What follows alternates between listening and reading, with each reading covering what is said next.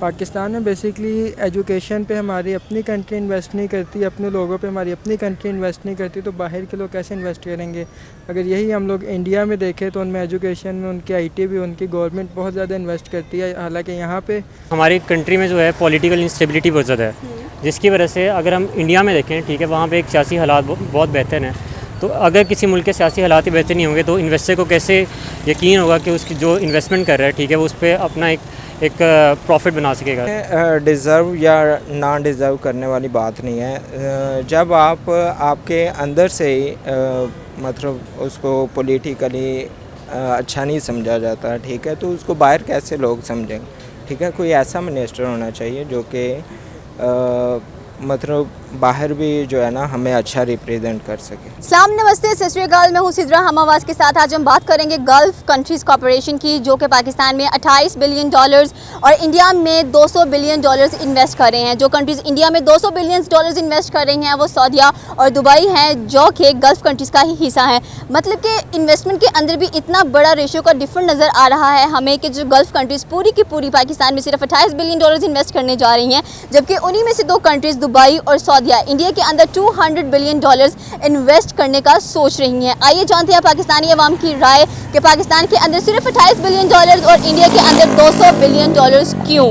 तो मेरे साथ बने रहिए इस वीडियो के आखिर तक। अच्छा, इसकी पहली बात तो ये है कि हमारे जो सकाफ़ती जो फ़ॉरेन हमारे ताल्लुकात हैं वो बहुत कमज़ोर हैं। ठीक है, हर जगह पे जो इंडियन लोग हैं वो अपने लोगों के लिए इतना कुछ करते हैं जो कि हमारे लोग नहीं करते। ठीक है, तो एक तो इस चीज़ की बहुत ज़्यादा कमी है। दूसरी बात यह है कि हमारे जो लीडर्स हैं, ठीक है, उन्हें चाहिए कि हमारे फ़ॉरेन लेवल पे जो ताल्लुकात हैं वो बेहतर करें। कुछ ऐसे मिनिस्टर्स वगैरह को कोशिश करनी चाहिए जो कि मतलब हर कंट्रीज़ में अपने पाकिस्तानी को मैक्सिमम जो है ना प्रायोरिटी दें। ठीक है, ये बात तो आपने बिल्कुल सही की है कि हमारे जो फॉरेन रिलेशंस हैं दूसरे मुल्कों के साथ इतने अच्छे नहीं हैं जितने इंडिया के अच्छे हैं, क्योंकि उनकी फॉरेन पॉलिसीज़ बहुत अच्छी हैं। अगर उनके हम लोग बात करें फॉरेन मिनिस्टर की एस शंकर की, तो वो बहुत ज़बरदस्त है, बड़ी अच्छी लॉबिंग्स वगैरह करते नज़र आते हैं। हमारे जो फॉरेन पॉलिसी बनाते हैं जी, हमारे जो बिलावल भुट्टो हैं, आपको लगता है कि वो ये कुर्सी डिज़र्व करते हैं जहाँ पर इनको बिठा दिया गया?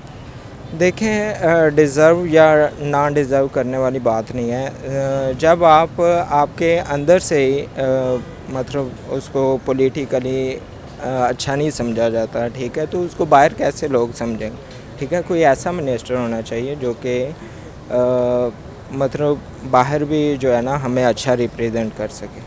ठीक है, तो मतलब बिलावल भुट्टो हमें अच्छा रिप्रेजेंट नहीं करते हैं। हमारे मुल्क में खुद ही उनके इतने ज़्यादा नाम है कि हम खुद गिन नहीं सकते हैं। और दूसरे ताल्लुकात बनाने में भी अच्छे नहीं हैं, वो एक्सपीरियंस नहीं है। अगर एक्सपीरियंस्ड होते तो आज 200 बिलियन की इन्वेस्टमेंट है वो पाकिस्तान में आती, ना कि इंडिया जाती। जी जी, बिल्कुल ऐसे ही है।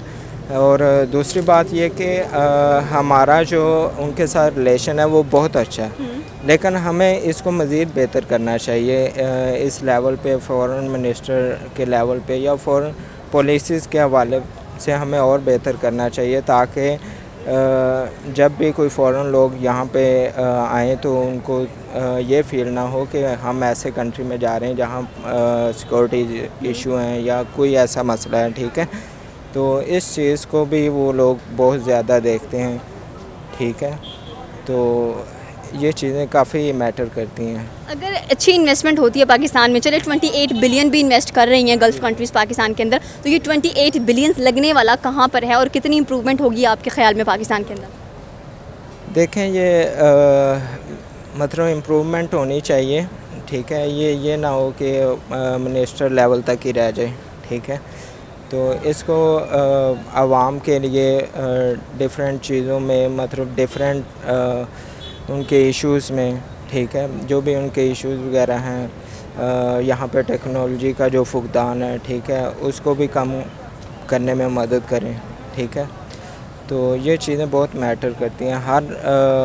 हर बंदे के लिए जस्टिस जो है वो सेम होना चाहिए, ये बहुत ज़्यादा मैटर करता है हर जगह पे। देखें, फ़ॉरेन कंट्रीज़ में हर जगह पे जो कॉमन पीपल हैं उनके लिए और जो मतलब बड़े लोग हैं, ठीक है, मिनिस्टर लेवल, उन सब के लिए कानून सेम है। ठीक है, तो यही बड़ी अच्छी बात है। रिसेंटली मैं खुद दुबई से आया हूँ, तो वहाँ पे भी ये चीज़ें, हर चीज़ पे बराबर इक्वल राइट्स हैं हर बंदे के लिए, तो ये चीज़ें बहुत मैटर करती हैं। आई थिंक सबसे पहले जो मेजर डिसेसिव फैक्टर है वो ये है कि हमारी कंट्री में जो है पॉलिटिकल इंस्टेबिलिटी बहुत ज़्यादा है, जिसकी वजह से अगर हम इंडिया में देखें, ठीक है, वहाँ पे एक सियासी हालात बहुत बेहतर हैं।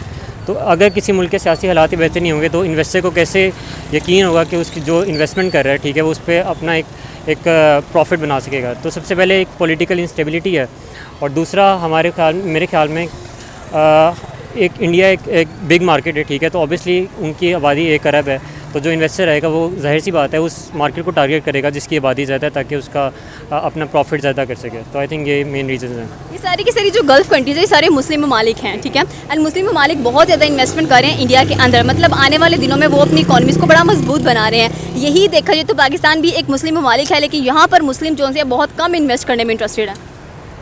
आई थिंक वही पॉलिटिकल इंस्टेबिलिटी का फैक्टर ये है। जो पॉलिटिकल इंस्टेबिलिटी का फैक्टर है, इसमें ट्रस्ट एंड सिक्योरिटी भी बहुत ज़्यादा इश्यूज़ दे रही है।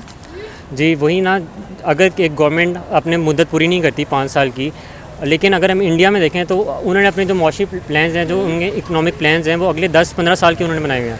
इसी तरह सिमिलर टू यूएस है। लेकिन अगर हम पाकिस्तान के देखें तो जो भी गवर्नमेंट आती है वो सिर्फ अपनी मुद्दत का सोचती है कि हमने इन 4 सालों में ये काम करने हैं। लेकिन मेरे ख्याल में अगर हम अपने जो गवर्नमेंट आ रही हैं वो अपनी मुद्दत की बजाय एक मतलब मुल्क को आगे रख के सोचें और कोई 10 साल या 15 साल के एक इकनॉमिक प्लान बनाएं, तभी जो इन्वेस्टर्स हैं उनको यकीन होगा कि हमारी जो इन्वेस्टमेंट है उस पर एक प्रॉफिट आ सकेगा और वो एक सिक्योर प्लेस में अपने पैसे इन्वेस्ट कर सकेंगे। इंडिया को $200 बिलियन मिल रहे हैं एज ए इन्वेस्टमेंट, जो कि सऊदी एंड दुबई का आ रहा है। मतलब इंडिया एक बार फिर से कुछ ना कुछ नया अपने मुल्क में लेकर आएगा और कोई नई इंडस्ट्री लगाएगा। जी रिसेंटली जिस तरह अभी टेस्ला ने अपना प्लांट इंडिया में शिफ्ट करने का फ़ैसला किया है, तो यही इसका मेन रीज़न है कि एक तो एक मार्केट अच्छी है, ठीक है, 1 अरब की आबादी वहाँ पे, दूसरा लेबर वहाँ पे सस्ता है। तो आई थिंक अगर हम पाकिस्तान में भी अपने इस तरह रिफॉर्म्स कर सकें तो we have all the things, like we have cheap labour, और अगर हम पॉलिटिकल अपनी सिचुएशन को बेहतर कर लें तो हम इंशाल्लाह कि हम भी इस तरह की इन्वेस्टमेंट लेने के काबिल हो सकेंगे। तो हमारे पास $28 बिलियन आने वाला है, क्या हम अपनी इन्वेस्टमेंट नहीं कर सकते? हम अपने मुल्क में कोई इंडस्ट्री या प्लांट नहीं लगा सकते? नहीं, वो जो $28 बिलियन आ रहा है वो तो इसलिए आ रहा है ना कि जो हमारे पिछले जो लोन्स हैं उसको हमने कवर करना है। तो अब वो $28 बिलियन खर्च करके भी हम डेफिसिट में रहेंगे। तो अभी हमारी जो मौशी हालात हैं वो इस तरह के नहीं है कि हम एक नई इंडस्ट्री में इन्वेस्ट कर सकें। हाउएवर हम एजुकेशन में इन्वेस्ट कर सकें ताकि जो हमारे आने वाले जो यूथ है या जो नई यंगर जनरेशन आ रही है वो इस काबिल हो सके कि वो बाहर से, जैसे लाइक फ्रीलांसर्स आ गए और IT स्पेशलिस्ट आ गए हैं, तो उन्होंने भी अभी रिसेंटली लाइक बिग जो सॉफ्टवेयर कंपनीज़ हैं उन्होंने भी काफ़ी hundreds and thousands of dollars का टर्नओवर किया है। तो इसी तरह ही अगर हम अपनी यंगर जनरेशन को रट्टे की बजाय, ठीक है, अगर हम उनको स्किल्स पे फोकस करें तो हमारा कर्जा भी उतर सकता है और दूसरी हमारा डॉलर भी हमारे मुल्क में आ सकते हैं आराम से। पाकिस्तान में बेसिकली एजुकेशन पे हमारी अपनी कंट्री इन्वेस्ट नहीं करती, अपने लोगों पे हमारी अपनी कंट्री इन्वेस्ट नहीं करती, तो बाहर के लोग कैसे इन्वेस्ट करेंगे? अगर यही हम लोग इंडिया में देखें तो उनमें एजुकेशन में उनकी IT भी, उनकी गवर्नमेंट बहुत ज़्यादा इन्वेस्ट करती है। हालांकि यहाँ पे गवर्नमेंट यूनिवर्सिटीज़ में वैसी सीट्स नहीं है, प्राइवेट यूनिवर्सिटीज़ लोगों से पैसे खा रही हैं और वहाँ पे तालीम फ़रोख्त हो रही है। तो अगर हम लोग अपनी एजुकेशन पे हमारी गवर्नमेंट की प्रायोरिटी बन जाती है तो बाहर से लोग भी इंशाल्लाह इन्वेस्टमेंट करेंगे। तो जो इस वक्त गल्फ़ कंट्रीज़ पाकिस्तान में $28 बिलियन इन्वेस्ट कर रही हैं, तो आपको क्या लगता है कि $200 बिलियन भी तो इन्वेस्ट कर सकती थी? अब ये उन पे है, उन्होंने भी कुछ ना कुछ फिजिबिलिटी और कुछ ना कुछ सोच के ही उन्होंने यहाँ पे 28 बिलियन इन्वेस्ट किए होंगे। और पाकिस्तान में ऐसा नहीं है पाकिस्तान के पास टैलेंट नहीं है, पाकिस्तान के पास टैलेंट बेतहाशा है। पाकिस्तान का स्टूडेंट जो है बहुत टैलेंटेड है, पाकिस्तान के अवाम बहुत टैलेंटेड है, लेकिन ये हमारी अपनी हुकूमत की बेहिसी है। यहाँ पे तो इंडिया से डबल इन्वेस्टमेंट हो सकती है अगर हम लोग अपनी कंट्री पे सही तरह से इनको लेके चलें। और जो इंडिया में $200 बिलियन की इन्वेस्टमेंट करने जा रहे हैं, मतलब कि इंडिया एक अच्छा खासा बेनिफिशरी बनेगा उनके लिए। इंडिया बेनिफिशरी वैसे भी हम देखें तो IT फील्ड में गूगल का और एप्पल का बेनिफिशरी पहले से बना हुआ है, तो मेरा नहीं ख्याल उनको इससे भी कुछ ज़्यादा इम्पैक्ट पड़ेगा। उनकी इकॉनमी और उनकी जो स्टडीज़ है वैसे ही हमसे काफ़ी बेहतर है। मतलब इंडिया की देखा जाए तो रिसेंटली बहुत सारी ऐसी इंडस्ट्रीज़ हैं, बहुत सारी जिन्होंने अपने प्लांट जाके इंडिया में लगवाए हैं। ऊपर से सऊदीया एंड दुबई भी अब इंडिया में $200 बिलियन की इन्वेस्टमेंट कर रहा है।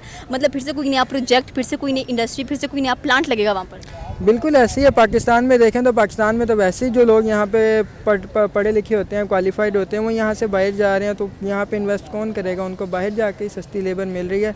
और जो इंडिया है वहाँ पे तो लोग बाहर से मेरे ख्याल से आते हैं। वहाँ पे गूगल अपना ऑफिस खोल रहा है, फेसबुक अपना ऑफिस खोल रहा है। वो लोग टेक्नोलॉजी में और स्टूडेंट्स में अपने लोगों में इन्वेस्ट कर रहे हैं। और हमारे मुल्क में यूनिवर्सिटीज़ जैसे हम देख लें, हमारे साथ ही पंजाब यूनिवर्सिटी है, तो इसका हम लोग हाल देख लें कि आधी से ज़्यादा ज़मीन यहाँ पे खाली पड़ी है और बिल्कुल तालीम पे कोई इन्वेस्ट नहीं करते, करप्शन हो रही है।